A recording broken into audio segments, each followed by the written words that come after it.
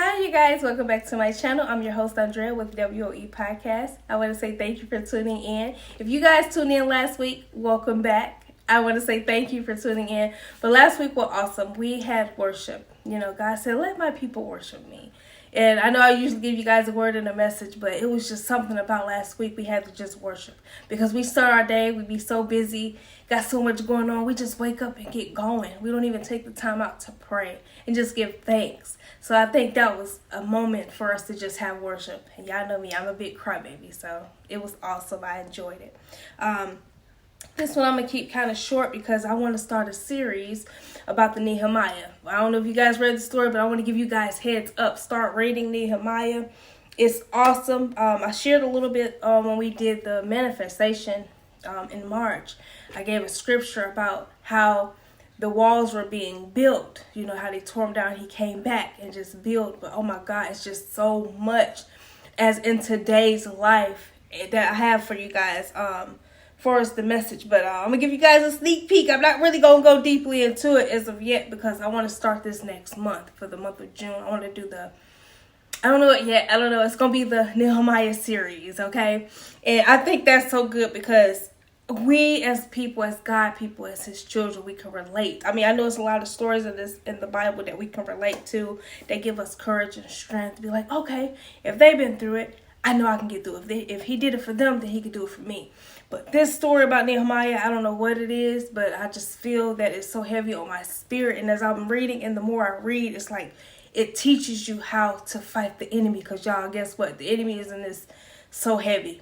And it teaches you how to fight, how to come against it. Like, I just get excited. So, I'm going to just give you guys a sneak peek, just a little bit. And, so here is where I'm going to give you guys 4 tips. The first one is waiting. And this is coming out of Nehemiah, 2nd chapter. The first tip is waiting. The second is praying. Third is explaining. And the fourth one is preparing. Yes, I just think that is awesome. So with Nehemiah, if you guys notice, he was a man of God who prayed to God about everything. Okay? And, it's just how he comes through. Jesus, how God was on this man's side. Even just how the enemy would come and try to attack. Oh, Jesus.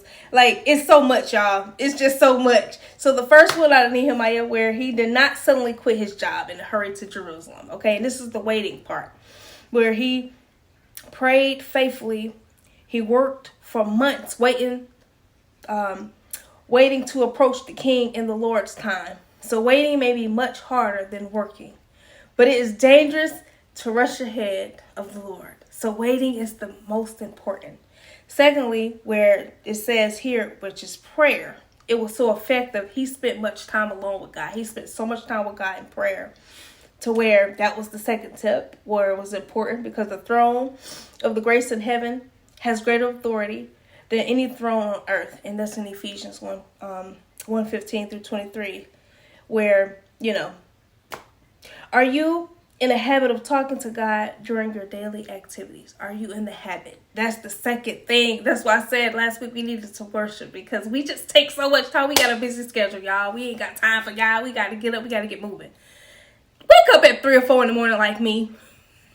Y'all know I got a busy schedule, but wake up. Tune in. Before you start your day, it's important to tune in and hear God, what He has to say first.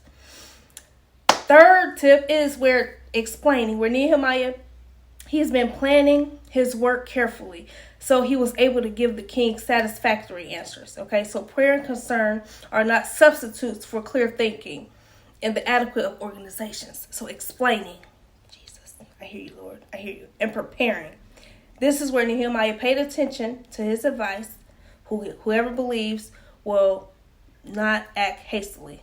And that's in Isaiah 28:16.